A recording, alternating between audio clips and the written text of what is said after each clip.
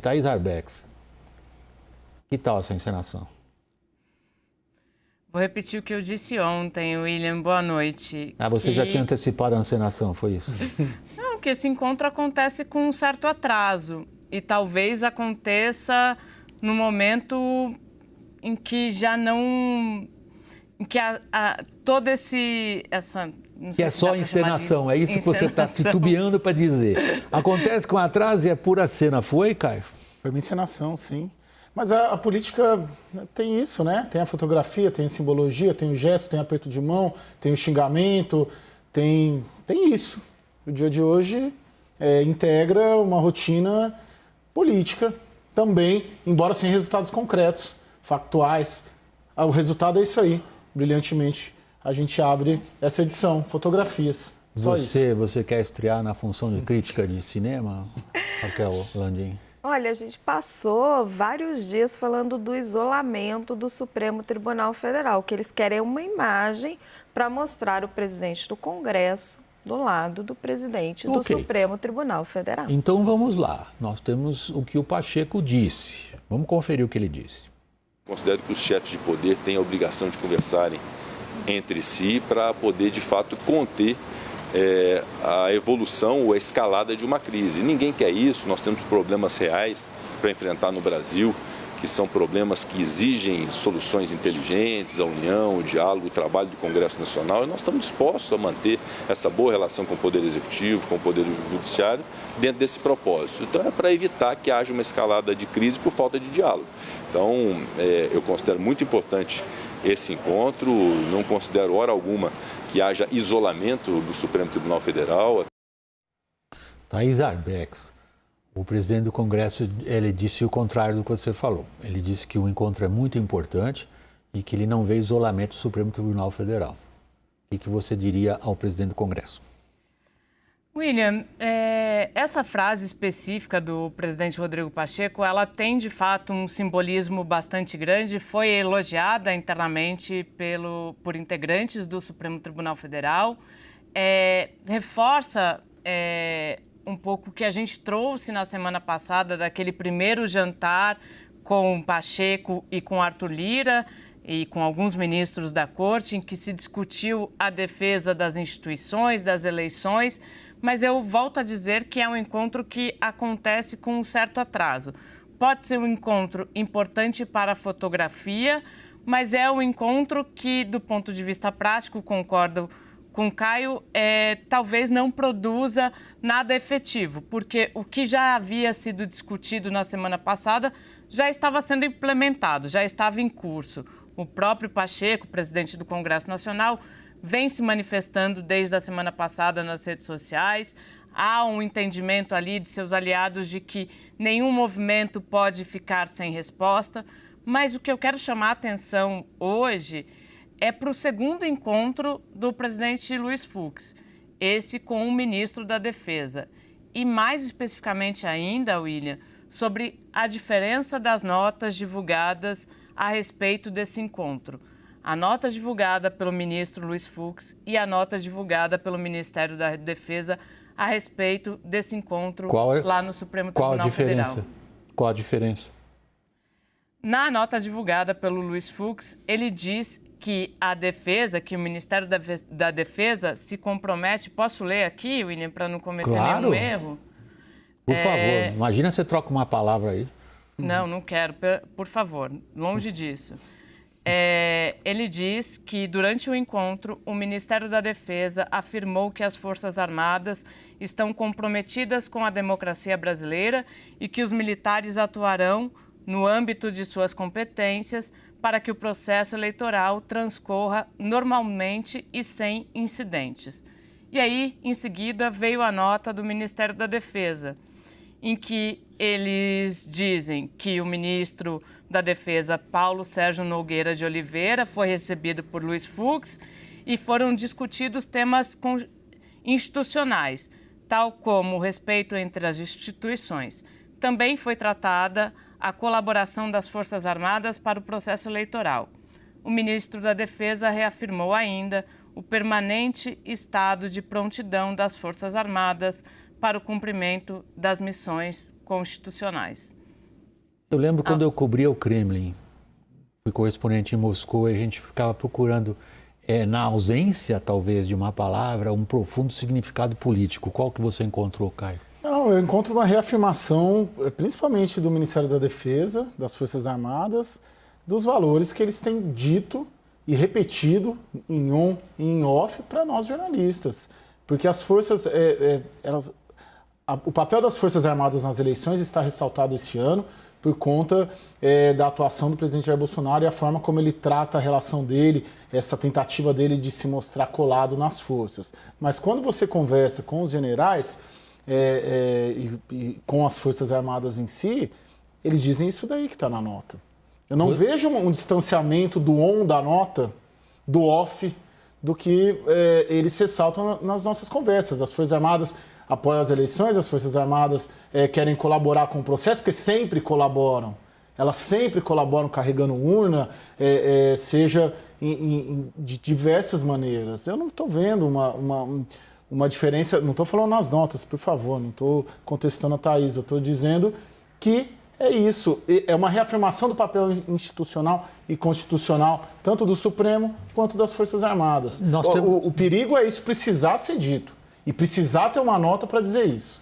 Tem alguma coisa por detrás ali que eu gostaria de trazer ao público também, mas eu primeiro queria aproveitar essa oportunidade de ter a Raquel. E ela funciona para nós quase como ombudswoman, que nós três aqui somos todos empolgados, metidos, conversamos todo mundo com as fontes, e a Raquel olha tudo isso de uma posição um pouco distanciada. Correto, Raquel? O que você leu nessas duas notas? Distanciada em que sentido? Distanciada William? no sentido de você ter a capacidade. Não, você tem a capacidade de observação, por exemplo, do palavreado que a Thaís acabou de reiterar, que ainda vai passar a palavra para a Thaís, porque ela disse as diferenças entre as notas. Eu queria ver o que ela vai acentuar. William, o que eu estou assistindo isso desde a semana passada e Thaís e Caio pontuaram do atraso desse processo, mas um jogo de cena que estava marcado, já descrito para nós, por quem está envolvido nesse processo, que vinha lá de trás. A gente viu um profundo isolamento do Supremo, senadores ali mais tarimbados, pressionando o presidente Rodrigo Pacheco a se mover. Ele demorou, mas finalmente se moveu. Hoje temos uma foto de Pacheco ao lado de Fux e também era um conselho desses senadores que ele se reunisse com os generais e que o STF conversasse com os generais, porque esses políticos estão sentindo, aí o Caio não percebeu isso nas conversas, mas o que eles relatam é que eles estão sentindo, sim, uma preocupação dos generais por conta do posicionamento de Jair Bolsonaro. Nessa questão específica de Daniel Silveira, eles acabaram dando razão ao Bolsonaro. Então, mas tem dois pontos que você está levantando. O que é diferente de apoiar um golpe, são coisas completamente diferentes. Não é disso que nós estamos falando. Nós estamos tentando entender nessas instituições quem corre para o lado de quem, em quais condições. Agora, Thaís, quando a gente considera a relação, particularmente altos comandantes militares, oficiais generais, vamos usar a expressão mais correta, e o STF, ali quebrou o cristal. Ali a sensação que se tem é que por parte de comandantes importantes das Forças Armadas, os ministros do STF estão vistos como estrelas, sempre em busca dos holofotes da mídia e desunidos entre si, provocando decisões que, na opinião de altos comandantes militares, acabam levando a uma situação política difícil. Porém, não significa apoio ao Jair Bolsonaro. Exato. Exatamente, William. E aí, é justamente por isso que eu chamo atenção para essa nota, porque pouquinho antes de entrar no ar, conversando com integrantes da Corte, me chamaram atenção para essa nota do Ministério da Defesa. E integrantes da Corte consideram que é uma nota bastante dura, porque há uma sutileza, e eu não sei se você também conseguiu perceber como eu notei, William, é uma percepção bastante pessoal, mas o ministro Luiz Fux diz que o Ministério da Defesa teria, durante o encontro, se comprometido com a democracia brasileira e disse que os militares atuarão no âmbito de suas competências para que o processo eleitoral transcorra normalmente e sem incidentes. E o Ministério da Defesa não faz referência à democracia, diz sim que as Forças Armadas, foi tratado durante a reunião sobre a colaboração das Forças Armadas para o processo eleitoral, mas o que eu destaco da nota do Ministério da Defesa, que é o fato de que o Ministério da Defesa, o ministro da Defesa, reafirmou ainda o permanente estado de prontidão das Forças Armadas para o cumprimento de suas missões constitucionais. De fato, tem uma sutileza aí, mas eu acho que a gente entende ela pela postura dos militares em relação ao que eles consideram que é o papel dele na grande festa cívica da democracia, que é a eleição, que vem a ser a colaboração direta deles, particularmente dos generais responsáveis por guerra cibernética e logística, em dar ao TSE as condições para, eventualmente, enfrentar um ataque cibernético, hackeamento e, em segundo lugar, conseguir levar as urnas onde precisam levar, e às vezes é só mesmo com a ajuda das Forças Armadas.